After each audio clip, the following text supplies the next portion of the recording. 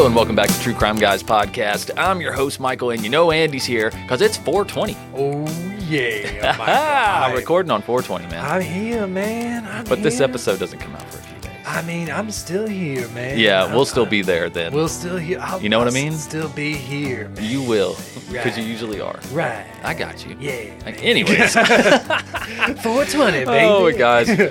We have a great episode today. I say great because it's not great. I mean, it's a horrible episode. It's true crime. I mean, what am I talking about? It's a horribly great episode. It's great because it's not well covered. How about that? Yes, that's what I meant. Yes. I think this is an episode you're really going to appreciate because it's not well covered. It's not one you're like, oh, somebody else is doing this one. Exactly. El Hamburguesa. El Hamburguesa. Yeah, the hamburger in English for you guys who, no Espanol. The Hamburglar. No, it's just the hamburger. Oh, come on. I really thought this was the Hamburglar. I thought we were going to... Listen, if this guy just stole, we wouldn't be talking about him. Listen, I'm sure that, I bet that the Hamburger, whatever, if that's his code, if that's his, name, I'm sure they went with Hamburglar and got a cease and desist from McDonald's. Some newspaper printed Hamburglar and they, immediately got hit with a, no, thank you. Honestly, I think this may have happened before the Hamburglar. When did McDonald's come up with that? We need to look that up. I don't know. But this, either way. Anyways, we'll talk about it. But guys, I got to remind you about Patreon before we get into this week's topic. Patreon.com/TrueCrimeGuys, where you can get access to all of these episodes early, ad-free, with bonus content.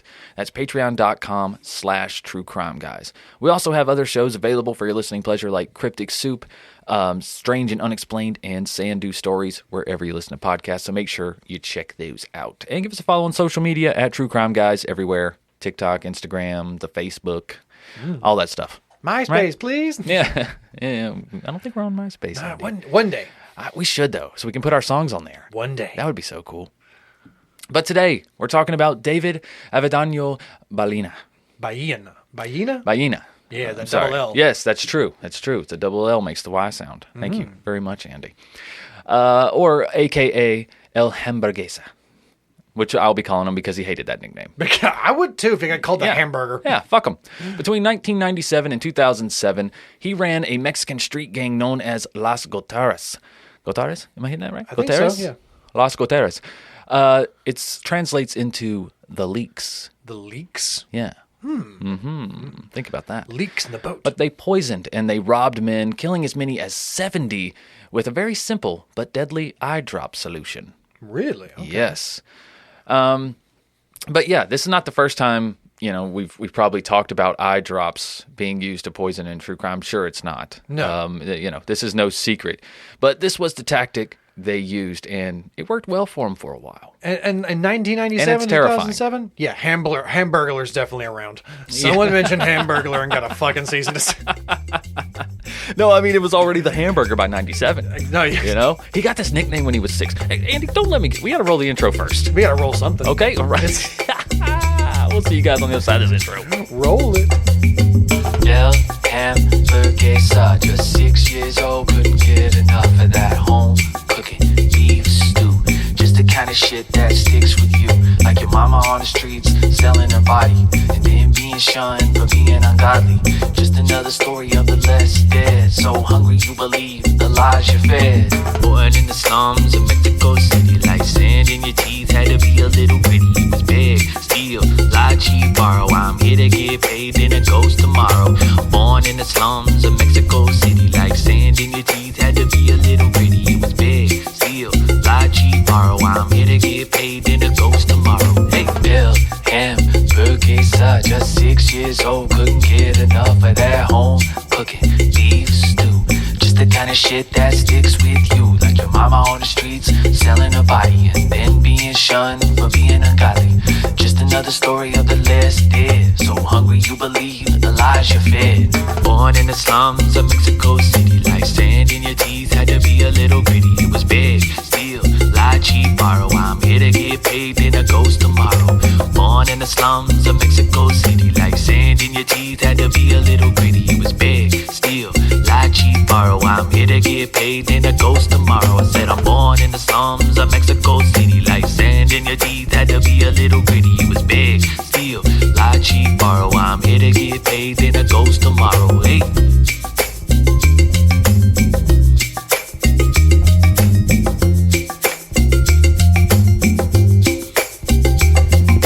Hey.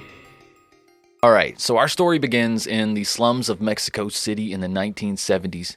And Andy, that was a bad, bad place to be. Ooh. Very bad. It had gotten so bad that the police and the local governments had literally given up on the area, just hoping that the overpopulation problem would just kind of sort itself out, if you catch my drift. Dang, just kind of letting nature take its course, so to speak. It was brutal. With that said, the only way to survive was, forget about thriving, but the only way to survive was to beg, borrow, or steal. And this is the world that young David Avendano Ballina grew up in. And he was a fast learner. He had to be, because by the age of 6, his father was long gone, and his mama was selling her body to make ends meet. And it was just before David's 7th birthday that he committed his first robbery. Now, I don't want to go too lightly on the fact that his mother was a sex worker, because I think this played a very heavy role in his psyche growing up. And we'll talk about that a lot. This is why some people call him a serial killer. So just keep that in mind. Mm-hmm. He struggled with that aspect of his mother's identity. He really did. Yeah. Right? I can see that. So this was just before David's 7th birthday. He committed his first robbery. He and an older boy he knew smelled something good coming from an apartment near them.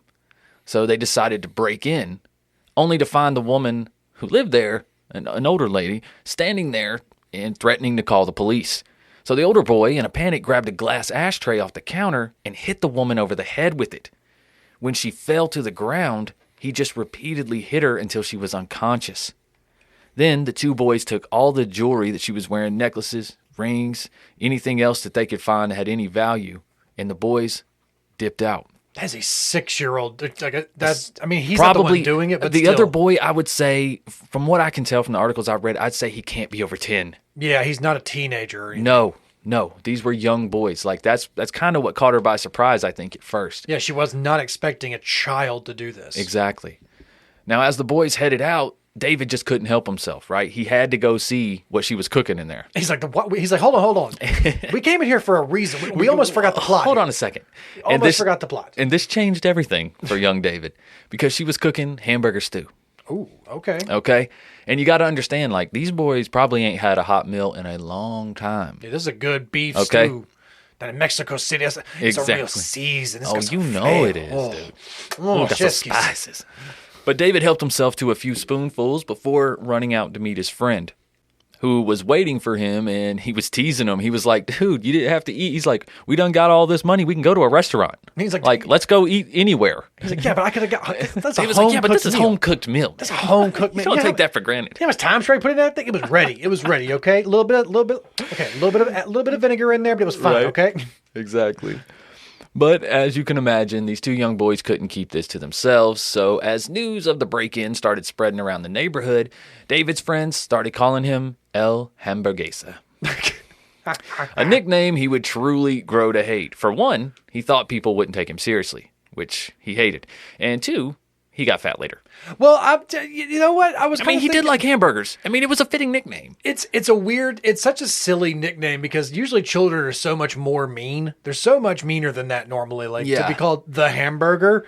Right. That's just be like, what's up, hamburger? What's up, hammy? What's up, hamburger? Like, most kids be like, what's up, fat ass? What's up, fatso? What's up, tubby? Right. What's up? But because he went back for the hamburger stew, I guess, the beef stew or whatever, I guess they thought that was funny. Yeah, nicknames in childhood get stuck for the weirdest reasons, and they stay for life. Honestly, this alias really helped him in his later years. It's a ritual that we cannot change as humans. It just happens. Nicknames are fun, dude. Yeah.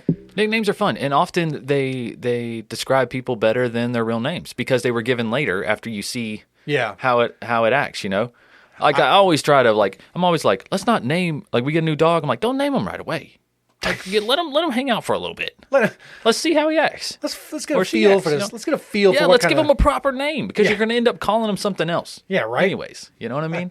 We're going to call this guy Sleepy. He ain't. Look at him. Hasn't slept a wink yet. Motherfucker barks all night. But anyways, all right, back to El Hamburguesa. In later interviews, he talked about this crime and how it was it wasn't really a turning point for him other than the nickname. You know, people asked him, so you didn't learn anything from this crime? You know, being 6 years old. And he's like, the only thing I learned from this robbery was to let others do your dirty work for you. Because the boy who killed the woman took the full fall and got life in prison later. Damn. Okay. And he never ratted on El Ham. Okay. Which is what I'm going to call him for the rest of the episode. El Ham. Yeah. El Hamon. Hambone. Unfortunately, getting away with this just embolstered El Ham even more. And by the age of 10, he was already done with school and spending most of his time on the streets. By the age of 12, he was already regularly mugging people in his own neighborhood.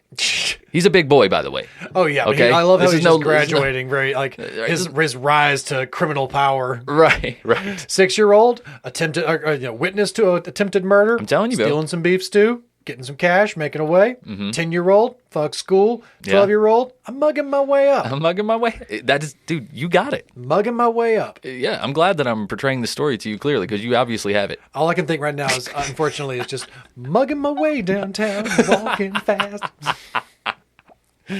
Oh, Lord. Okay, and you're doing the intro this week. But yeah, so he's mugging people. He was a big boy, okay, at 12. Figuratively, but physically too. Yeah, I've been there. Know. By the age of 15, David was bigger than most men, including some of the other street criminals that he looked up to. He was now in full form El Hamburguesa. He was the hamburger now. He was full ham at 15. He was a double stack. he was a Whopper, bro. He was a Big Mac. He was a quarter pounder. Yeah, with cheese, bro. What's a Royale with queso? Cheese. But he really started to get some attention when he beat up a big-time drug dealer so badly that he had to be hospitalized.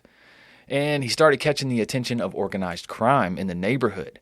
And one local crime family in particular really took a liking to El Ham and recruited him to be an enforcer and a punisher for them. This kid's, he's like 16 years old. Yeah, but he's a fucking beast. Yeah, for real. It's a hamburger. And Ham loved this, man. He was stoked. For him, this was making it, you know. He was known to be a no questions, no nonsense type of kid. He carried out the orders with no questions asked. This is the life he wanted to be, dude. It's the big leagues for Ham. I'm just imagining the humor in this is palpable because of other like professional like kind of hitmen or enforcers we've talked about. They usually have a different type of nickname. Skill set. Oh. It's like like the Iceman, the Raven. Yeah, it's like they're usually called something a little like, but to think about, it's like, I'm going to call someone for this. Who are we going to call? I have a guy. We call him the Hamburger. I'm sorry, what? Wait. Is it because he like turns them into hamburgers? Oh God, no! Why would you think that? God, no, he's just a clean one shot to the head. He's not a no. It was like this one time he stole some hamburger stew years ago. It says you would understand, but we call him Hamburger. We call him Hamburger. That's okay. But yeah, that's all I can think of is like that cartel leader calling in his enforcer Hamburger. Look, you have these savants in all types of organizations, right? You got people like LeBron James, you got Michael Jordan, you got Derek Jeters, and then you got Ham in organized crime. He was made for this shit. You got old Hamburger here. You got old Ham, bro. And the family loved El Ham to the point where he kind of started to move up, and he started gaining so much respect that he was having older criminals in the family carry out his orders for him. Damn. Once again, going by his own adage, let others do your dirty work. Mm-hmm. Remember? He always comes back to this. He's not afraid to get his hands dirty. Don't get me wrong. Definitely had to do a few hits himself first before getting to call the shots. Exactly. At this time, he was still their number one lethal enforcer. He had 4 hits under his belt at this time. Damn. All right. Yeah. How old is he at this point? Still barely under 18? Yes. And here's what's crazy. He still has no record. That's why this crime family loved him. Mm-hmm. Not only did he have no record, he also has an alias. No one ever uses his real name. Yeah. Nobody believes when they're like, who did this? The Hamburger. Yeah. What? Exactly. So the police were lost. Here's a quote from him around that time. He said, "Killing became like heroin to me. I wanted to do it as much as possible. It was better than drugs."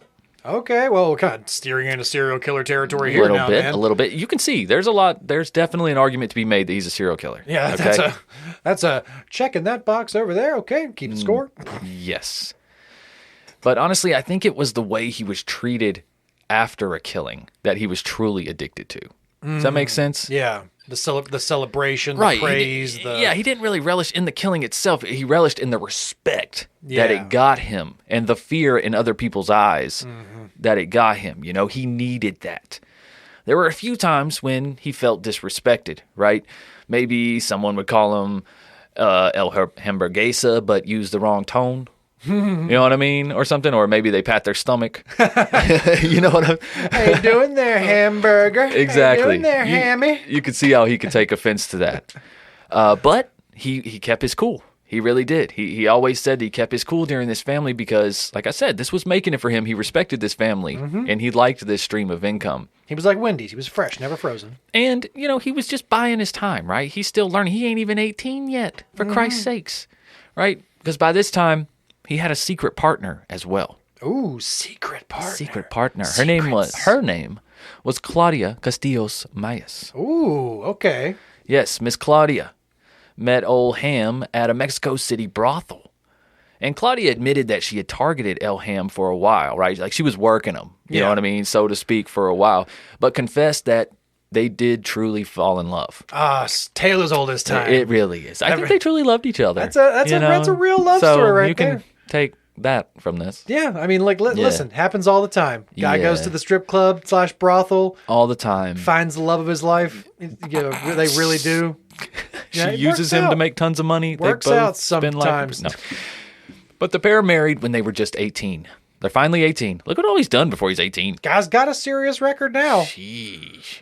Well, not a serious, but not documented. Yeah, exactly. But right after they got married, Claudia started pressuring Ham to quit his job and start his own crew with him and her at the top, obviously. Ooh. You know, she's tired of working for people, too. Got a little Vanessa and Kingpin situation going on. We got something going on here. Claudia had plans, bro. She just needed to find the right dude. She needed her muscle. She needed her enforcer. Claudia, she needs to take more blame, honestly, for this. More credit, I guess, if that's what you want to say. If that's what you guys like. Okay. Whatever. Okay, Claudia. But Claudia already had business ideas. She proposed a plan where they hire girls to drug Johns and then rob them while they're passed out. She said it's easy. You just drop a few eye drops into their drink and nighty-night. When they wake up, most of them will be too embarrassed to go to the police. It's a perfect plan. That's a pretty common scam around the world too. Mm-hmm. That's been used like plenty of places, especially by sex workers around the world. Definitely. But even with this foolproof plan, Ham still wanted to move in secret to ensure that he stayed in good graces with his current employer, like I was saying. He don't really, just in case this racket don't work out, I'm still the top hitman over here. Yeah, I still need a backup plan. Exactly. I still got that safety net of the family that's really, really fucking digging on my work right now. Exactly.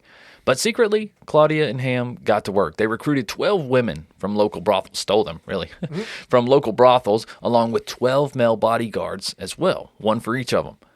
Now, I don't know how the bodyguards were paid, but the girls kept 50% of the take. That's not bad. Now, if two girls work the same job, like whether it's one John or two, then they have to split that 50%. Okay. Yeah. So, so Elham and his queen always got their 50%. Yeah. So pretty soon, Elham's girls were in every high-end restaurant, every canteen, every bar, anywhere there were men with money. The goal was just to get them back to a room. Some women even operated under the guise of actually trying to find love. Like they maybe like Claudia? I feel like Claudia's in there being like, okay, listen. There are two ways you can do this. You can Why tell is she him... French? I don't know. I'm not good at accent. I'm trying to do... I was trying to do Spanish, but it came out as French. It's fine. You're right. Claudia is very persuasive. Claudia. I think of Claudia from an Interview with a Vampire, so whatever. Lestat is saying this in my head. Claudia. But either way... fall in love or you can fuck them. Either way. Right, exactly. Either way. The goal was to get them back to a room in private, right? And at some point in time, the girls would drop a few eye drops in, that contained benzodiazepine, of course. I mean, everybody knows that. Into whatever alcoholic drink that they were drinking. And within minutes, it would suppress the men's nervous systems and render them unconscious. Or worse. Yeah, or worse. Yeah. So at first, the first few jobs, they went okay. Yeah. Everything was going all right. But then they hit a couple speed bumps. The two of the next victims actually died of what the coroner called generalized visceral congestion. And because of this strange diagnosis, the police didn't think much about them until the victims' credit cards started getting pops on them. Oh, you can't be doing that after you done killed them. Exactly. You got to do that before they find the body. So naturally now the police are thinking foul play, right? But they still had no idea about the gang, the operation, and like you alluded to, Andy, this is a popular method here. Yeah. They're not the only ones in Mexico City doing this. Mm-hmm. That complicates things. Yeah, there's probably quite a few brothels in the area. That complicates a lot of crime in Mexico. Let me tell you that. It does. The cartel does as well. Mm-hmm. Their victims get mixed in with other serial killers. It's nuts, dude. But out in Mexico City's underworld, people were becoming very aware of what this new gang was doing, and they now nicknamed them the Las Goteras, the leaks. Obviously, because they leaked eye drops into drinks. Mm-hmm. Sprung a leak. Exactly. On February 3rd, 2005, a man visited a dance hall in Plaza Garibaldi with his friend. They met two women who spent most of the night dancing with them. The four later went to a local hotel, and of course, these women were Las Goteras. The man woke to find all of his valuables missing, and his friend was lying dead on the floor beside him. The man immediately went to the police, but because the family of the deceased man didn't want his name out there because they were embarrassed, there was very limited press coverage, and it really hurt the investigation because no one was talking. Yeah, they couldn't put out real statements. They couldn't put out a victim. They couldn't put out who we look at. They really couldn't get that. They couldn't even get this scheme that they were kind of putting together out there. They couldn't warn people that people were doing this because they really didn't have proof. You know what I'm saying? They didn't have that evidence that they needed. So it just helped this scheme to continue to grow. Meanwhile, back at Los Goteras headquarters, some of the girls were starting to get spooked about the murders, and they decided to call it quits. You know, this wasn't what they signed up for. No, you know what I'm saying? They're like, no. You guys told us that people were only going to get drugged. They weren't going to die. Like this is too much. We were just knocking some people out. We were going to take their stuff. We didn't want anybody to get hurt. But Ham and Claudia, they didn't give a shit, dude. They believed that the men deserved it anyways. They said that multiple times. Okay, you know? Got this. That was always their excuse. They died. Oh well, they deserved it anyway. Okay, yeah. See, we got some the mentalities of our leaders here questionable. Real quick, and it's not just the leaders. At this time, even in the early 2000s, like we're talking about now, a large part of Mexico City, is still very, very strong Catholics. Mm-hmm. And they believe that this lifestyle is a life of sin and you do deserve death. Yeah, if you're going to brothels. If you're paying for sex, if you're sleeping with prostitutes, they see that as a life of sin punishable by death. Yeah. I can and so they don't have sympathy for these victims, which doesn't put any pressure on the police. Yeah. It's like this person was found dead in a place of sin, so therefore they are. It's like the American term, like the less dead, like we've always talked about on the show of sex workers or of hitchhikers or things like that. That's even more so in Mexico, man. It's a huge issue. But like I said, Ham and Claudia, they didn't give a shit. They could always recruit more girls. Not only that, they were expanding to all parts of Mexico City. Their reach was even underestimated by the police. The police refused to believe that one gang was responsible for this. They're just like, it's no way. No way. And honestly, like we talked about, the probability is low that they were hitting this many targets, but they really were. Damn. They really were. In April of 2007, two Los Goteras members, Susana Flores and Damaris Hernandez, picked up two men in a Mexico City bar and had agreed to go back to one of their apartments. The women did as they always did. They slipped the drops into the men's drinks, and when they were out, they took all their belongings. They slipped out a back door onto an access street where they passed those belongings on to male members, and they all went their separate ways. But meanwhile, back at the apartment, one man is unconscious while the other is dead. And the dead man this time happens to be the brother-in-law of the governor of the state of Chiapas. Chiapas? I guess so. Yeah, but anyways, very important guy. Yeah. Okay? So naturally, this case is high profile now. Yeah, it sounds like just like that. Like an episode of like Sons of Anarchy or something like that. Like Narcos, bro. Yeah, it's like some politician's brother-in-law gets mixed up in some scheme, and now you got the DEA on our ass. Yep. God damn it. Exactly. And at this point, with the pressure from this new governor, Mexico City police launched a full investigation on not only this case, but every other mysterious death that matched this MO. Every other one. So finally, fingerprint testing was being done on all this past evidence that had been collected. Yeah. They just threw it. They just like, we don't have time to test it. Who cares? Whatever.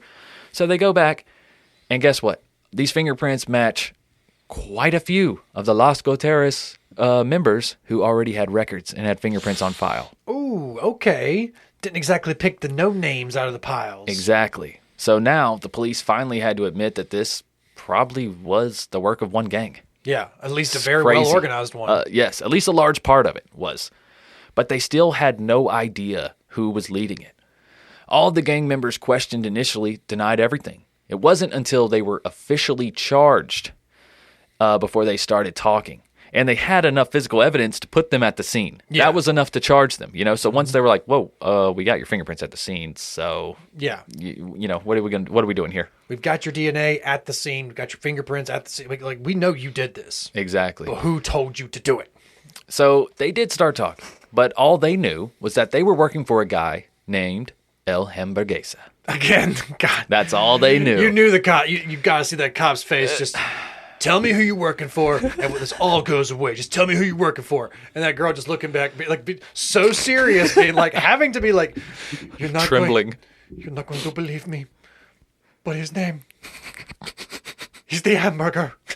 You're not going to tell me, bitch. You're not going to tell me, bitch. God damn it. Slamming shit around.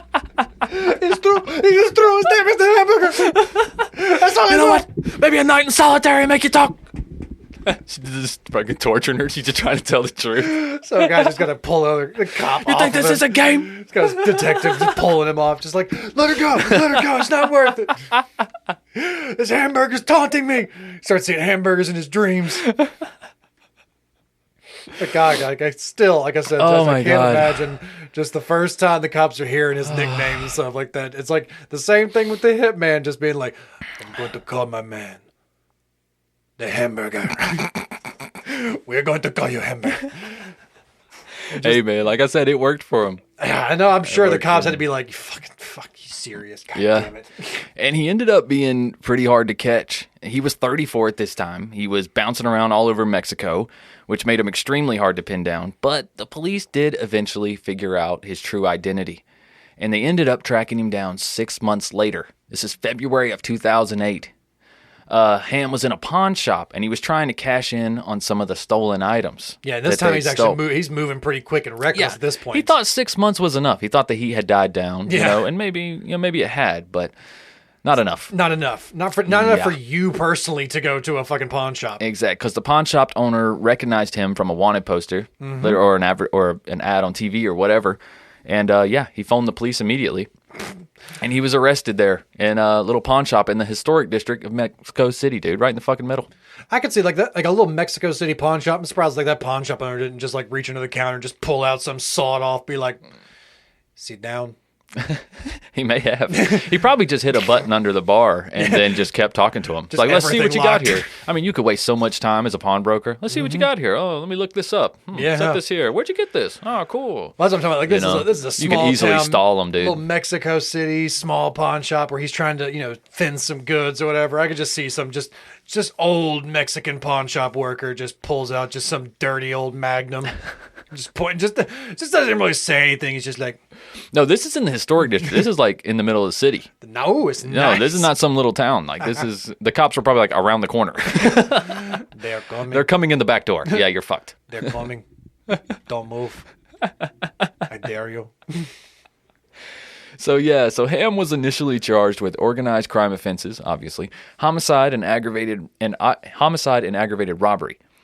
And the cops needed to buy some time to collect evidence and to also get the public on their side. Like I was saying, the public just didn't care about these murders because the men that died, they feel like they were embarrassed, the men that died, and then they felt like the men that lived didn't deserve justice because they're living a life of sin. Yeah, these are men who are they're men who are visiting prostitutes or sex workers, and they're getting what the consequences of their actions. Yeah. It's like you run with the dogs, you get the fleas type situation. Exactly. Yeah. So the police and the local media were trying to get people on their side. They were talking about how the murders and robberies were carried out with the method and whatnot, and that the average age of their victims was just 20 to 38 years old. These were young men.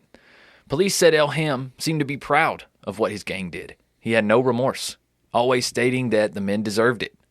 Even the girls would go on to say that he relished their stories of the men who died. He would ask them for details when they'd come back to be like, oh, how did he, how did he react? Oh, what did he look like when you left? He would ask them specific details. Yeah, tell me how did he choke? Did he shake? Did he? Yeah, he wanted to know how someone died. Yeah, yeah. Now this man, Elham, was not doing this. When someone died because of this, it was not a bad thing for him. It was almost a bonus. This is where the serial killer aspect comes in. Yeah. Right. Him and Claudia trained these girls how much to use, but they weren't taking into account the men's weight, I'm sure, which is heavily important, and how much alcohol they'd already consumed, alcohol they'd already had, whatever other drugs they'd already consumed. But you're right, he didn't care. Because, and this is where the serial killer argument comes in, because a prison psychiatrist said that Ham's victims may have represented the men who he felt defiled his mother. Yeah. These are the same type of men that she would have been with.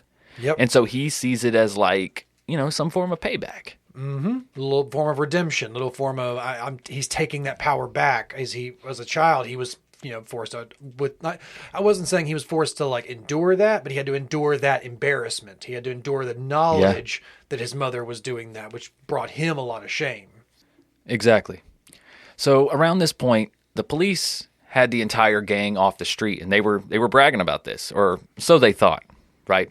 Because on February 14th, 2009, two men who happened to be professional wrestlers, luchadors, were found dead at the Moderna Hotel with their cause of death the same as the other gang murders. It must be Claudia! But the police once again found fingerprints at the scene and connected them back to a woman who claimed she learned her technique from Elham and Claudia. And they were both still pulling the strings from prison. Now, this was never proven. Both Ham and Claudia denied this. They said, no, they're just copying us. Listen, I'll claim it if it's me, but fuck her. Don't. Yeah. You did it all wrong. That ain't right. Fuck it. Your technique's all fucked up. All fucked. Nah, we're not taking responsibility for that. Like I said, I've been watching a lot of Daredevil recently. So this is very much like Kingpin and Vanessa. Just this, this big guy who's just this ruthless. He's trying to build an empire on his own, but this very smart and capable woman comes alongside him and just convinces him to go further and further. And let's take it this way. And we can do it this way. And it's just that fire. This is very much like that. Yeah. That fire and gasoline that we've always talked about with people like that. Yep. So. Yep. But Elham, he got off on it just as much as Claudia did. She liked the life, the riches. Yeah. You know what I'm saying? The status.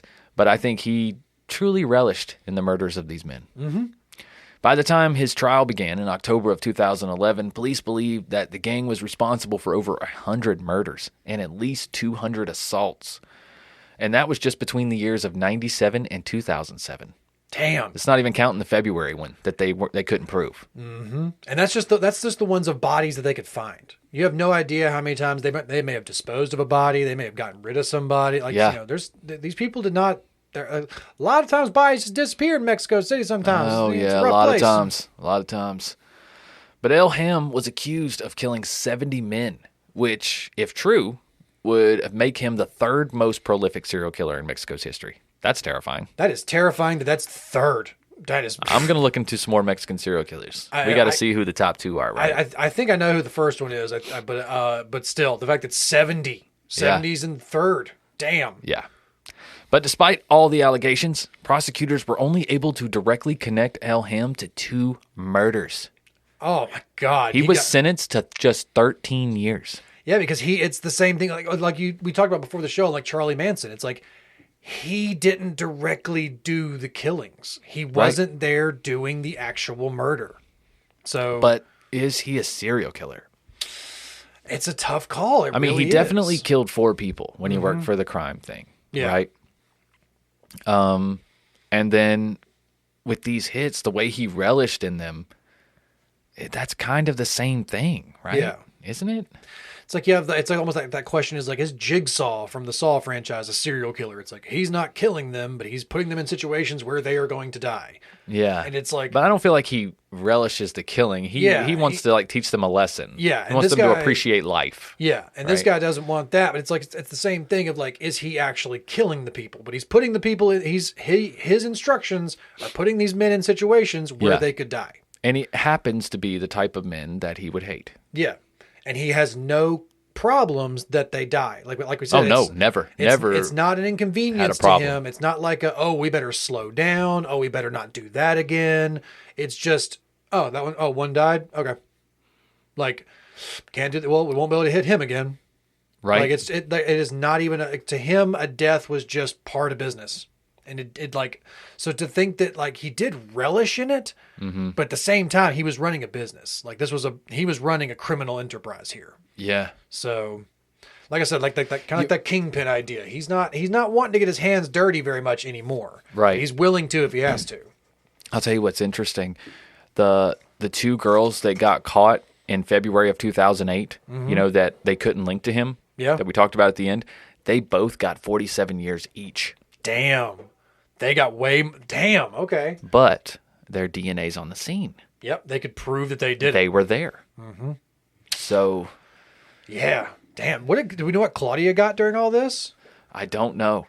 Yeah, because I was wondering if she would get kind of in the same thing, or if she was probably getting like, if she would get accomplices, or if she would get like, I don't know what she would get during this, but. Yeah. Yeah, it's like I was thinking that Bonnie and Clyde situation of these two. She probably got less than him, man. Probably. Yeah. Because like I said, we know that or at least we're pretty sure he has killed before. He's killed these 4 men when he was working for that crime family. Oh yeah, at least. So he's organized other hits before. Yeah, he's done violence before. Yes. So, but yeah, the fact that we don't know exactly what Claudia got in this, but yeah, I feel like she was the gasoline to his fire. She really did push him into growing this gang into what it became. Yeah, and I couldn't find if he's out of prison now. Like. According to, if he went in 2011, 13 years later, it's 2024. There's a chance he's out. Man, if he's out, that can't be good. I mean, this man knows nothing but crime. Literally. Knows nothing 6 but years crime. old, bro. It's like first crime. The Charles Bronson of Mexico City. Yeah, but more violent. A lot more people die around him. But actually wants to kill people. Yeah. Yeah, exactly.